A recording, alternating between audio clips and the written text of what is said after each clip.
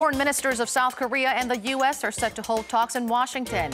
Could the two meet halfway during their first meeting since the failed Hanoi summit? We have the analysis. Spain's High Court confirms contact between the FBI and an intruder of North Korean embassy in Madrid. The U.S. and North Korea remain silent on the matter. Korean Air CEO Cho Yang-ho is stripped of his board seat. Shareholders reject his reappointment, ringing an alarm to Korean conglomerates' so-called royal families. News Center begins now.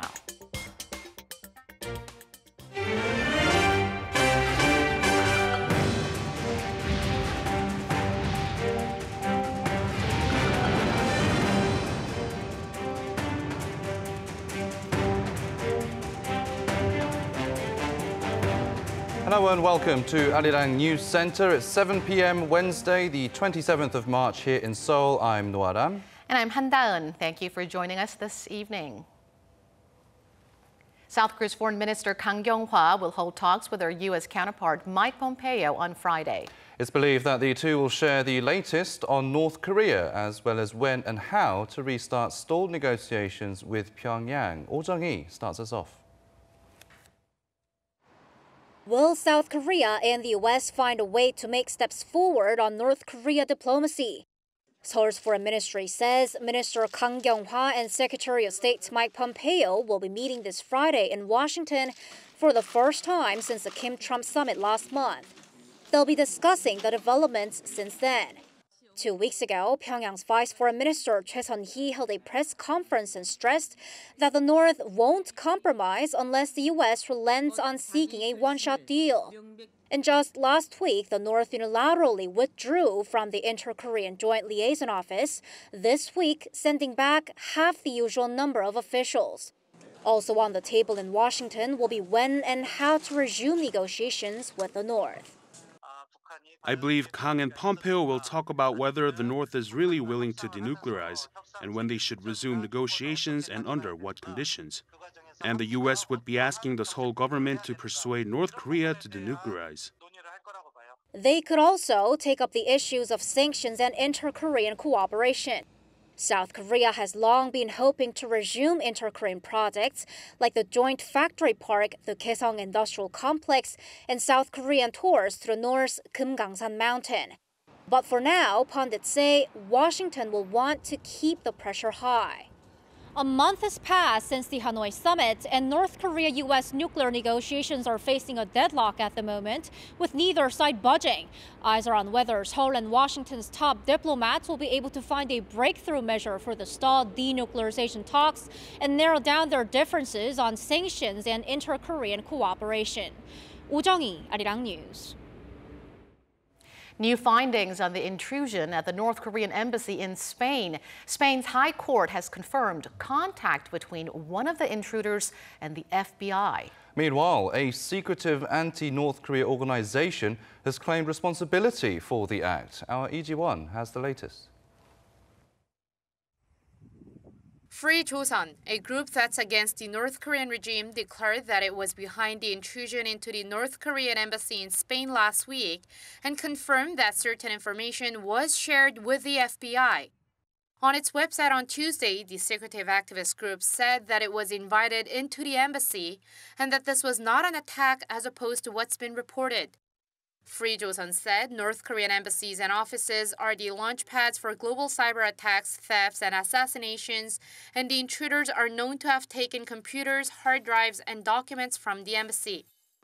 They also confirmed that certain information of enormous potential value was shared with the FBI to the agency's request. The group also said no other governments were involved in this activity and that it was unrelated to the Hanoi summit. Free Joseon, also known as Cheollima Civil Defense, allegedly helped the family of Kim Jong-nam get to safety after he was assassinated in Malaysia in 2017. Kim Jong-nam was the older half-brother of North Korean leader Kim Jong-un. The group's comments come after Spain's High Court revealed a document on its investigation into the embassy intrusion. According to Reuters and the Associated Press, there were allegedly 10 people involved in the intrusion, with the main suspects identified as citizens of South Korea, the U.S., and Mexico. Mexican national Adrian Hong-chang is believed to be the break-in's leader. The report says he flew to the U.S. the day after the intrusion and contacted the FBI. A source told Reuters that the court believes all the identified suspects went to the U.S. and that the Spanish court will request their extradition to Spain, where they could face up to 28 years in prison. An arrest warrant has been issued for Hong-chang and another suspect, but the North Korean embassy hasn't pressed charges yet or commented on the break-in. U.S. State Department Deputy Spokesperson Robert Palladino said the U.S. had nothing to do with the incident, while the FBI said it has strong working relationship with their Spanish law enforcement partners. While there are concerns that the FBI's alleged involvement in this could negatively affect the ongoing denuclearization talks between Pyongyang and Washington, many North Korea experts say it is unlikely, as the North would not want to hurt or destabilize the talks on a matter that's not directly related. 이지원, Arirang News. The CEO of South Korea's flag carrier Korean Air was voted down as director of the board in a landmark shareholder vote. It marks the first such move among Korea's family-controlled conglomerates. Our Joseon reports. 27 years since he first took over the board in 1992, Korean Air CEO Cho Yang-ho's reappointment as director of the board was rejected by shareholders. A total of 64% of shareholders present at the meeting voted in support of his re-election, falling just short of the 2/3 required for approval under the firm's bylaws. But the result was no surprise, as the National Pension Service, the airline's second-largest stakeholder, declared a day earlier that it wouldn't vote in favor of the motion to re-elect Cho as director. The institutional investor said Cho had behaved in ways that damaged corporate values. Cho is on trial facing charges of embezzlement and tax evasion. South Korean civic groups and proxy advisor Institutional Shareholder Services concurred, recommending investors to vote against the reappointment of Cho, citing sufficient evidence of egregious governance concerns. Experts point that the pension service rightfully exercised its shareholders' rights to suspend the director unfit to lead the board. But others differ, saying his contributions to the firm so far should be considered when deciding to kick out the long-serving executive. But both of them agree that the pension service is now being a more vocal shareholder. The NPS is a major stakeholder at big-name companies like Samsung Electronics and Hyundai Motor, so it can vote on contentious issues at the shareholder meetings. From now on, the NPS will more actively exercise its voting rights and wield more influence over those companies. Cho is the first family member of the families that started Korean conglomerates known as chaebol to be dragged off a board of directors. Now that the NPS has more of a say in how they run their business, chaebols will be under greater scrutiny. Joseon, Arirang News. South Korea's National Assembly is holding its last round of confirmation hearings for President Moon Jae-in's cabinet picks. In the hot seat today were the nominees tapped to head the ministries of SMEs, Interior, and ICT. The nominee for SME Minister, Park Yong-sun, was questioned over allegations of late tax payments, as well as her son's dual citizenship and traffic violations. Interior Minister nominee Jin Young was grilled over his controversial real estate investments, which allowed him to make huge profits, while ICT Minister Cho Dong-ho, IC Minister nominee Cho Dong-ho, was questioned over alleged real estate speculation and suspicions that his son received undue favors when looking for a job. Park and Jin are sitting lawmakers with the ruling party. Park's hearing started slow as opposition lawmakers complained that she'd refused to submit necessary documents. The ruling party, however, said the hearing's purpose is not to dig excessively into the nominees' personal affairs, but to verify their credentials and suitability for the job. Now, South Korea's chronic low birth rate is showing no signs of recovering as the number of newborn babies fell to a record low again early this year. Data from Statistics Korea shows just over 30,000 babies were born in January, marking an on-year drop of more than 6%. The fall is being attributed to a decrease in marriages. The number of marriages in January also dropped some 13% on-year, recording its lowest figure in almost 4 decades. Seoul's finance minister vowed to set up a task force to look into the problem beginning next month. South Korea continues to seek stronger economic ties with countries that stretch on the north of the Korean peninsula. A special committee established for President Moon Jae-in's new northern policy held its fourth round of meetings today, focusing on plans to get Korea's city and provincial governments involved. Our Ko Ryun-hee has the details. Members of the Presidential Committee on Northern Economic Cooperation met in Seoul on Wednesday to discuss how South Korea's local cities and provinces can contribute to increasing cooperation with countries like Russia and Mongolia. Citing its achievements so far, such as the increase in trade volume with Russia by more than 30% last year, the committee emphasized the importance of meeting at this time, when South Korea is facing uncertainties at home and abroad. In this difficult situation, the new northern policy will create a new growth engine. Also, the committee will cooperate with the international community so certain conditions can be prepared for North Korea to join sometime in the future. Representatives joined from different cities and provinces to present how each of them will boost their respective economic cooperation with countries north of the Korean peninsula. For instance, Ulsan Metropolitan City's goal is to continue to build an energy hub for Northeast Asian countries in Ulsan Port. In Pohang, the goal is to work with related organizations to run cruise operations connecting South Korea, Russia, and Japan. Gyeongsangbuk-do Province's goal is to support small and mid-sized companies' exports, so we can achieve $10 billion in outbound shipments by 2030. Last but not least, Gangwon-do Province aims to utilize Yangyang International Airport to connect the region with countries in Northeast Asia. An expert in the field points out that these plans will work well with Russia. Russian President Vladimir Putin wants to boost underdeveloped areas. And since Russia has different natural resources based on regions, Korea's customized cooperation is needed. Therefore, connecting two countries' regions will achieve tangible results. Committee members say what's more important than these plans is helping local cities and provinces when needed, emphasizing the role of related ministries as well. Ko Ryun-hee, Arirang News. South Korea's consumer sentiment rose for a fourth consecutive month in March. According to the Bank of Korea's survey released on Wednesday, the composite consumer sentiment index was at 99.8, up 0.3 points from the previous month. A reading below 100 indicates there are more pessimists than optimists about the economy. The central bank attributed the rise to more households expecting better living standards due to the higher minimum wage. The minimum wage in Korea was increased by just under 11% this year. South Korean chipmaker SK Hynix has been given the green light to build a huge factory cluster outside of Seoul. The government approved the plan on Wednesday, saying it will help Korean chipmakers keep their competitive edge. The cluster will cover an area of nearly 2.5 square kilometers in the city of Yongin.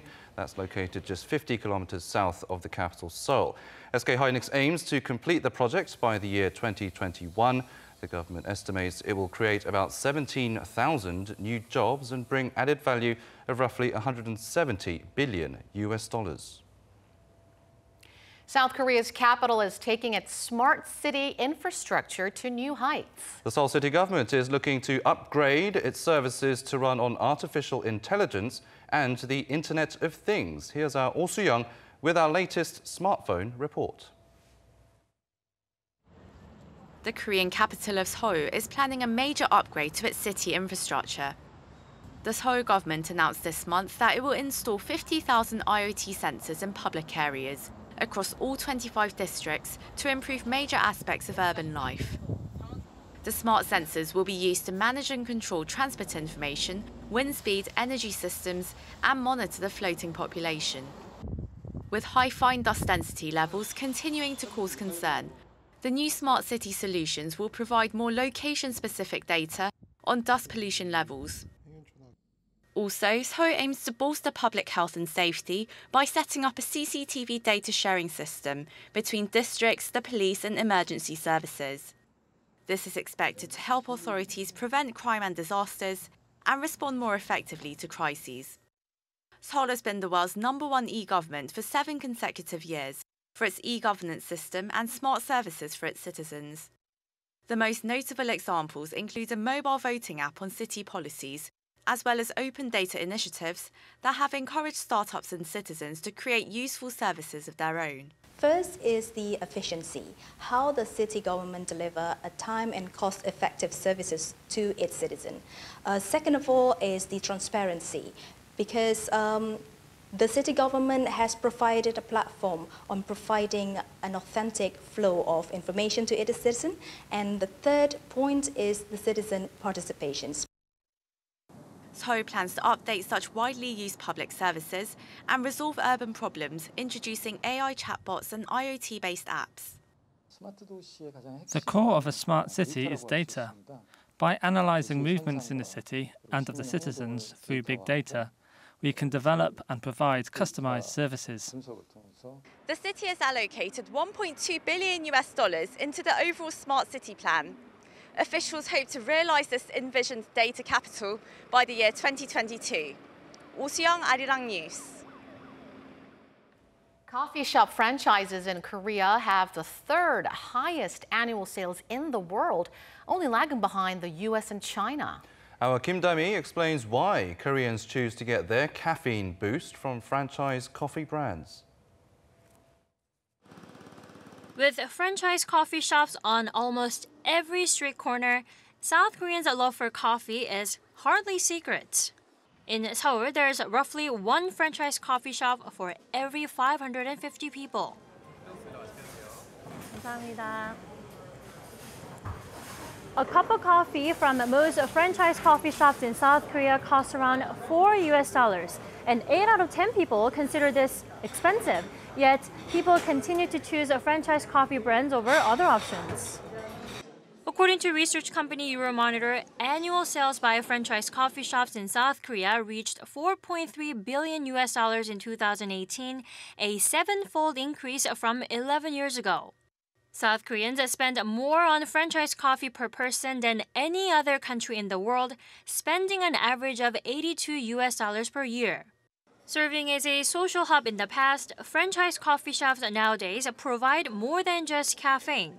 Along with a decent cup of coffee in a cozy environment, customers can enjoy the chance to relax and do their own things, focus on studying, or, in some places, even enjoy some live music. I like the luxurious and comfortable environment at franchise coffee brands. I can also focus on my work, so I think what I pay for coffee is worth it. $4 to $5 coffee offers people a relaxing space to stay and do their own activities for an unlimited time. To South Koreans, this is a reasonable trade, which has become yet another consumption trend. Analyzing this behavior as a trend among South Koreans, experts say franchises charge high prices for their coffee because while customers know the coffee is expensive, they'll still buy it. Kim Da-mi, Arirang News. South Korea and China held a cultural exchange festival in Korea's southwestern city of Ansan today. Both countries performed traditional dances and built connections through culture and art. Sabobin has more. 2019 is the 27th year of diplomatic relations between South Korea and China, and to foster friendship and cooperation between the two countries, a joint performance of traditional dances from China and Korea took place at the Ansan Culture and Arts Center on Wednesday. The event was held by the Korea-Asia Culture and Friendship Association and the Korea Culture Arts Group in order to bridge the gap between South Korea and China and to communicate with each other through the art of dance. Even though relations have been frosty recently, this concert can be a chance to break down the barriers between South Korea and China and open a way for a continuous exchange of culture and art between the two countries. By having such a huge scale of exchange of culture and arts between the two countries, this is a great opportunity for us to introduce our culture to Korea. This performance can make the friendship between South Korea and China closer, and although this is the first time, hopefully it can help continue the cultural exchange between the two countries. It's very exciting to be in Korea, and it's a great honor to be performing and exchanging culture in the country. This first joint performance between South Korea and China could become a regular event, helping bridge the cultural gap between the two countries. As this was the first event, It is very meaningful, and we hope to have this maybe every year or every 2 years to keep moving forward with the cultural exchanges. In the future, we hope to invite South Korean performers to China and have a joint performance in China. Performers from both countries are looking forward to holding more events in the future to actively engage and exchange with one another. 서보빈, Arirang News. The South Korean government is continuing efforts to reduce the country's fine dust level following its introduction of a special act on reducing the toxic smog.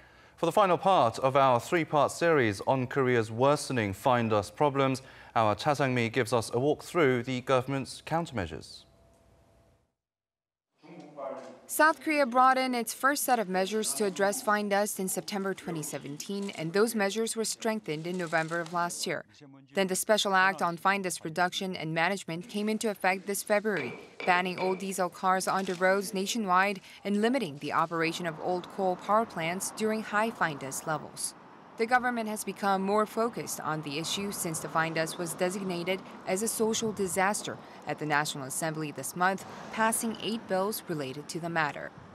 Following South Korea's worst ever levels of fine dust, here in the administrative city of Sejong, the Environment and Transport Ministries, other related agencies, and most importantly, the Fine Dust Countermeasures Task Force are working closely to combat the issue.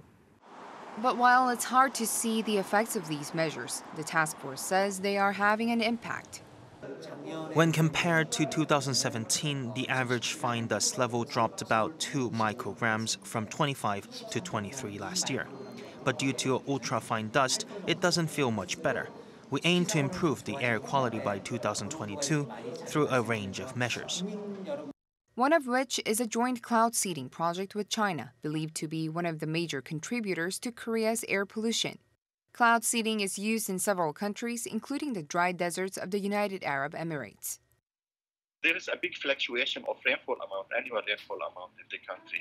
But because, cloud seeding depends mainly on the amenable cloud for seeding. So some clouds are suitable. So in this case, that the annual rainfall amount, there is a big fluctuation. Mr. Farah says that the UAE sees an average 20% increase in rainfall with cloud seeding, and says that although it needs a particular set of conditions, it will help wash fine dust out of the sky for Korea. Cha Sang-mi, Arirang News.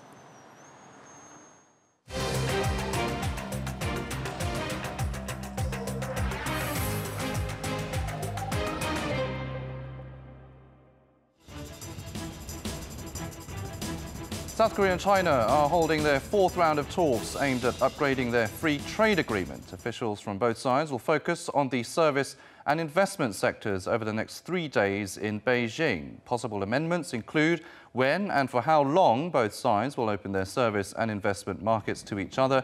Seoul is hoping to get more local firms into China's service market and establish a system that better protects investors. The two Koreas will put on a joint Taekwondo performance in Switzerland next month to mark 25 years of Taekwondo becoming an Olympic sport. The performance will kick off at the Olympic Museum in Lausanne on April 11th. But about a week before that, the two Koreas will showcase their moves in the Austrian capital of Vienna. Next month's performances will be the first inter-Korean Taekwondo presentation in 5 months. A recent government study shows that obesity among young Korean students is on the rise. Seoul's Education Ministry says 25% of young students in the country were obese last year. The obesity rate has been increasing every year since 2014, when the figure was just over 21%. The overall health of school students is also deteriorating, mainly due to a lack of exercise and sleep, as well as an unhealthy diet. Local researchers have found a way to predict colorectal cancer by analysing DNA from stool samples. A team from Yonsei University's Severance Hospital says its analysis of stool from some 600 patients yielded a prediction rate of 90%. This came regardless of their age, gender, or the stage of any tumours. Prediction rates before had been at around 50%, but the researchers said it only applies to colon cancer and cannot be used to diagnose liver or stomach cancer. That's your 3-minute news flash. News in depth coming up next.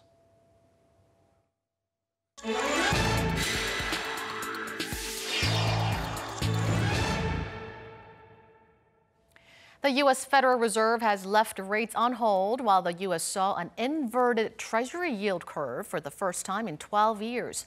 These are fanning speculation that the global economy might be facing a recession. For more analysis on Washington's recent monetary policy and its impact on South Korea, Professor Shin Sang-hyup of Pan-Pacific International Studies at Kyunghee University now joins us in the studio. Good to have you with us. Thank you.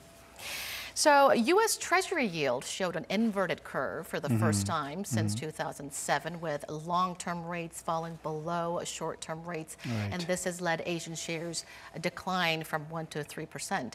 What does this mean, and why is it such an important factor in diagnosing the U.S. and the global economy? Yes, we call it R signal. R stands for recession. When the R signal we have, we said that the uncertainty of the economy in the future is rising. That means economy has the psychological aspects. So if our signal comes out, consumers do not spend the money, and then the industries are refraining themselves from making further investment. That means that it became the beginning of the vicious circle. So when the economies have the R signal, in most cases, it resulted in the economic recession, really. In case of the USA, since the end of World War II, they have had 12 times R signals. In most cases, the R signal actually were realized as the economic recession. But any academics have proven this kind of relations. That means that the R signal always resulted in the economic recession. This time, the R signal, I think, this is related to the USA government policy. Very recently, the Federal Reserve, which is central bank of the USA, decided to fix the interest rate. But until the end of November, they emphasized that they are going to increase the interest rates. Right. Because of that, people get confused. And then the new decision made by the Federal Reserve in the USA was understood as a kind of threat to the economy in the USA. I think this can be one of the major reasons why we can have the R signal this time. Now, the U.S. Fed and the European Central Bank both made an abrupt U-turn from their previous tightened monetary policy. And to this, many banks in many countries are following suit. How do you forecast the direction of future financial policies of the major economies? I think after seeing the new financial policy adopted by the USA government, the other countries, particularly major economies, try to follow the US decision. That means that they just try to they prepare for the expected economic difficulties. The global economy start to be slowed down, and then U.S. economy has been in a bad shape in the recent several months. So the USA and other major countries try to solve these economic challenges through the financial policy. That means the lower the interest rates. Through those kind of efforts, they could provide more money to the market. That means that if the more money comes into the market, then people will have more chances to get the money from their jobs or from their business activities. If they gain some more money, they can spend more money. Then the more money will go to the industries. So this is kind of the positive circle. I think following the USA financial policy, I think major economies will follow the same policy direction. If I give you a figure, actually, in case of Japan, they decide to keep the current minus interest rate policy. As you know very well, the interest rate in Japan is minus 0.1%. Right. And then how about European Union? European Central Bank, they announced that they will keep the 0% interest rate. That means, as I already explained, the major economies will follow the policy direction of the United States. Now to the unresolved trade friction between China and the U.S. The two sides are set to resume trade talks this week in Beijing and next week in Washington. What are the main sticking points this time around? Well, I think the major issues on the agenda at the trade negotiation between two countries will be maybe protection of intellectual property rights. USA government has criticized the Chinese government. Chinese government does not respect, does not, make every effort to keep the intellectual property rights owned by the USA, the industries. Another one is that the Chinese government has been criticized by the USA government because Chinese government has forced the USA industries to transfer their high technologies to the local industries, Chinese industries, whenever the companies try to enter into China. This is kind of some policy led by Chinese government to exploit the advantages owned by the American the industries, by the Chinese government. So the USA government has, very strongly asked the Chinese government to change their, those kind of policies in order to promote the mutual trade in the future. I think, the Chinese government has changed their stance a little bit towards these agendas, such as increase the imports of the American products. Chinese government has said, they will make every effort to increase the import more products from USA.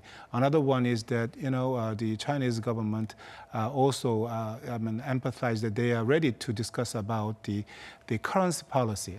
Chinese government has been criticized to devalue the Chinese yuan to promote the Chinese exports to USA.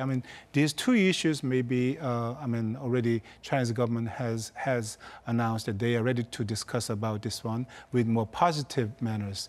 So what I mean is that the basic the approaches taken by the two governments toward the trade war have been very different because the USA has emphasized the issues which I already explained, and then on the part of Chinese government, it is quite difficult for them to take it at one time.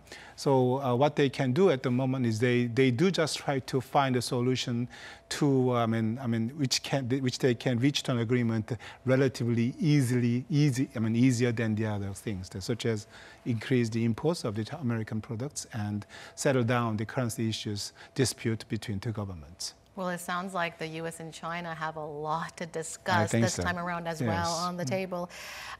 Now, U.S. President Trump lately got rid of the Russian interference, Russian election interference cloud hanging over him. Could this be an external factor that could affect Washington's trade talks with China? I think so, to some degree, because the USA will have more leverage power at the negotiation with China, because by solving this scandal, overcoming this scandal, maybe Trump can be re-elected. And then Trump can focus more on the trade negotiation with China. So on the part of China, I think according to the report, the Chinese government tried to, be more aggressively solve the trade issues, trade conflict with the USA. That means that USA could have more leverage power at the trade talk with China. So definitely it can be one of the external factors affecting the trade negotiation between USA and China. So the investigation results gave Mr. Trump the upper hand in U.S.-China trade deal. Now, North Korea increasingly appears to be solidifying its ties with its socialist neighbors amid the Pyongyang-Washington nuclear impasse. Could this have an effect on China's trade talks with the U.S.? Yes, to some degree. Because the USA government has emphasized more involvement of the China in solving North Korean denuclearization issue. Owing to the strengthened cooperative relations between North Korea and China, maybe USA government said, okay, please play more role in solving the North Korean issues, then we will make some concession at the trade talk with with China.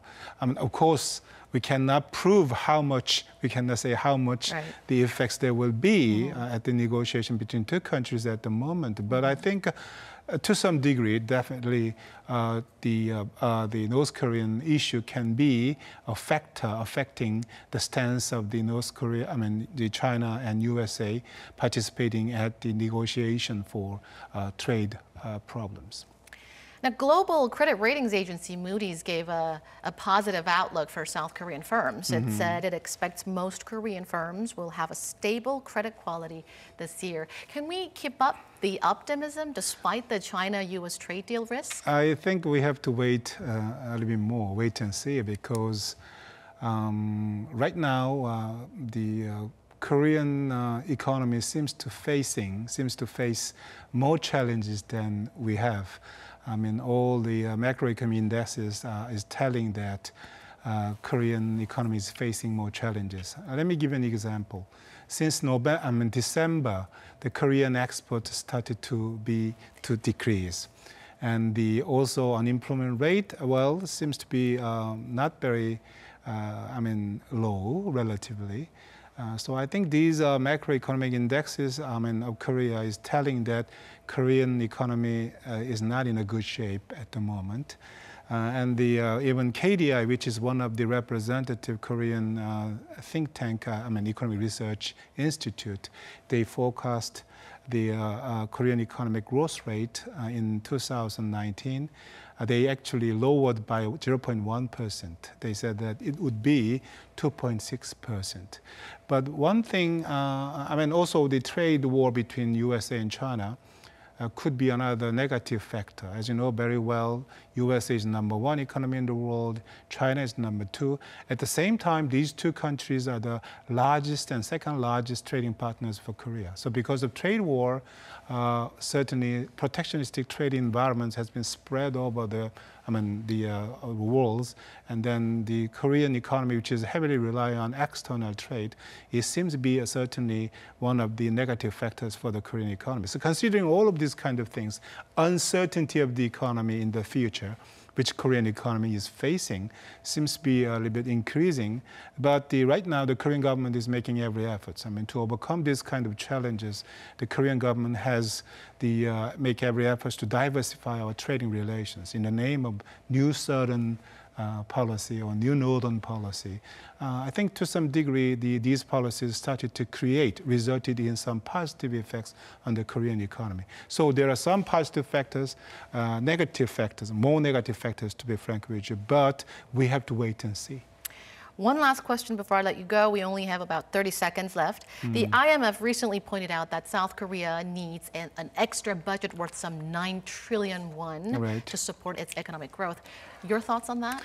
Yeah, I think it's an appropriate recommendation because, when we, global economy, faced the financial crisis in 2008, almost every country tried to solve this one through fiscal policy. Fiscal policy means all policy affecting the government income and spending.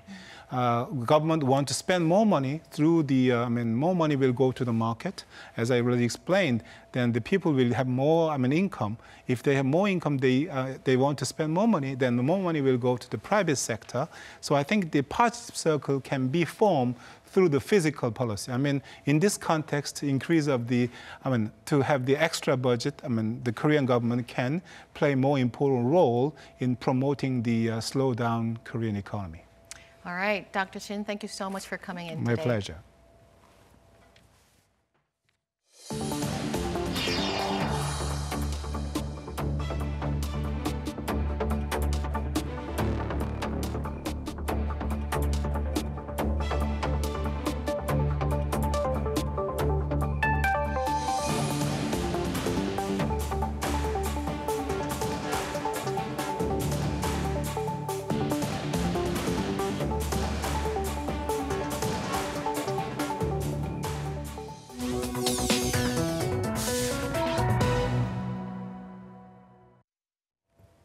It's now time to take a look at some of the digital media content available on Arirang's digital platform. And today, YouTuber Kai Mastro from Greece shares with us how and why he fell in love with Korea, especially K-pop. And you, our viewers, can also become a so-called Koreator. Just upload a video sharing your story to the email address shown at the end of this clip. Hey guys, what's up? My name is Kai. Why am I in the front? No, we're going to the BTS concert.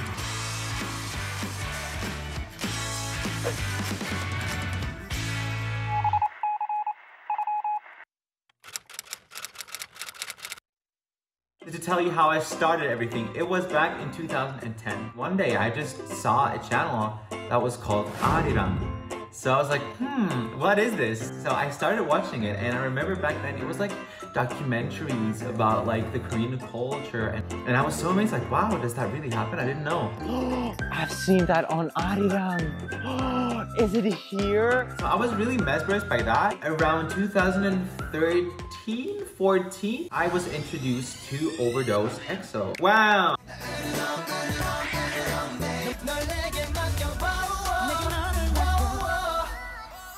It was my favorite thing ever. I just saw people that were expressing themselves and doing like dancing and singing, and I was so amazed.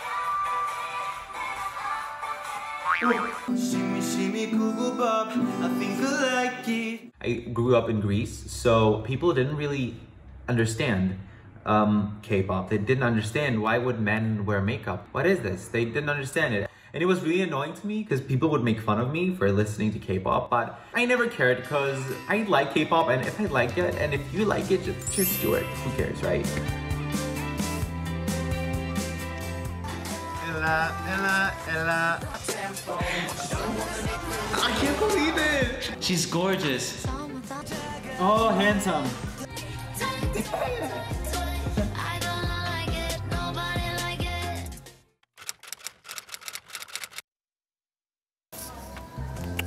They have like some different like noodles and stuff. Oh my god, I've even bought kimchi. Wait, I didn't show you. Ta-da! Kimchi.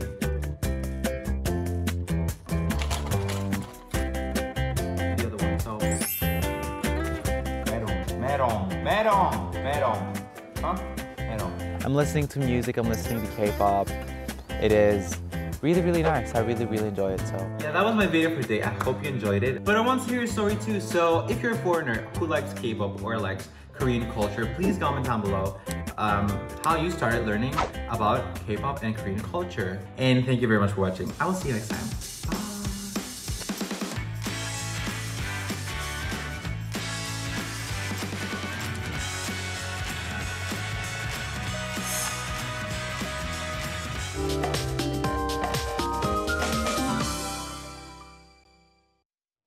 Fine dust levels in the nation continue to remain alarmingly high. On top of that, the capital is getting cloudier by the hour. Yes, and for the latest weather updates, let's turn to our very own Michelle Park at the Weather Centre. Michelle, how's the air looking now? Well, good evening, guys. It was a comfortable day today temperature-wise, but as you can see here, Seoul and the surrounding areas are ranging between 40 and 47 micrograms per cubic meter of fine dust. And these levels are considered harmful to our health, and the dust concentrations are expected to accumulate throughout the night, even with some sporadic showers later tonight. Now, there will be an increase of clouds across Northeast Asian countries tomorrow.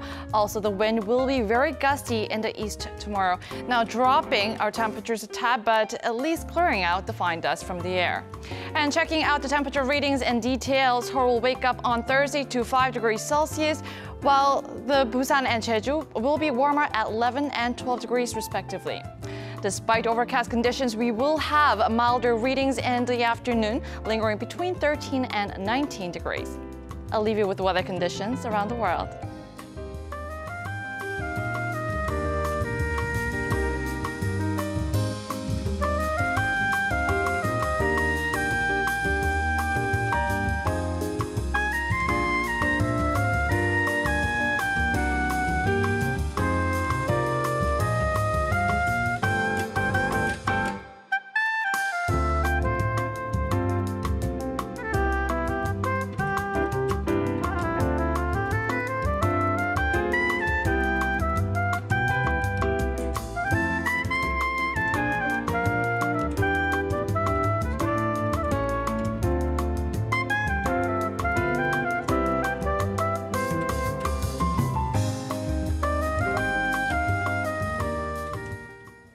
And that wraps up this edition of Arirang News. Thank you as always for watching. More news will be coming your way at 10 p.m, so don't go away.